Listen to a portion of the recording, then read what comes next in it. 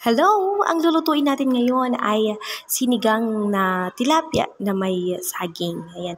Ang ginawa kong una, nagpakulo ako ng tubig na may sibuyas at luya. Mas masarap kung maraming luya at ganyan na. Yung saging na nilagay ko ay yung hilaw. Yes po, hilaw na saging.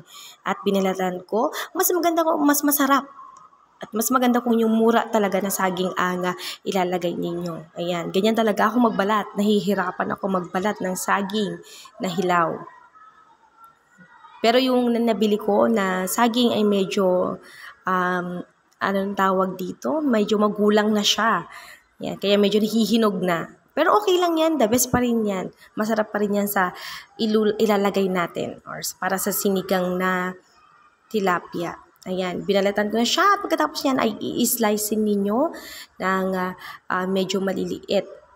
Pero mas maganda kung ganyan lang siya. O, ganyan lang siya kaninipis, yung ordinary lang. Parang mas malalaki ng konti sa may chips, ginagawang chips. O, ganyan. Kikita nyo naman siguro.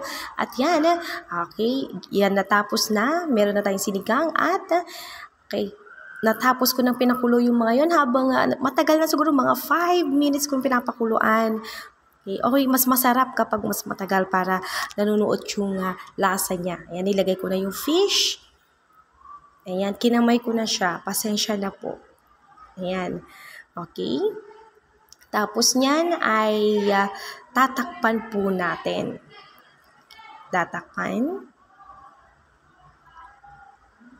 Ayan, at hintayin natin. Pagkatapos niya na ay buksan, ang ginagawa ko, binubuksan ko yan. Tapos lalagyan ko siya ng rekado at habang kumukulo siya, kung nakikita ninyo yung mga bula-bula siyang lumalabas. Ang gagawin ko dyan, tatanggalin ko siya dahil yan ay para sa akin parang yan yung parang lansa niya, lansa ng isda. Kaya mas maganda kung tatanggalin mo para mas less yung lansa niya. Yan, ganyan ang ginagawa ko.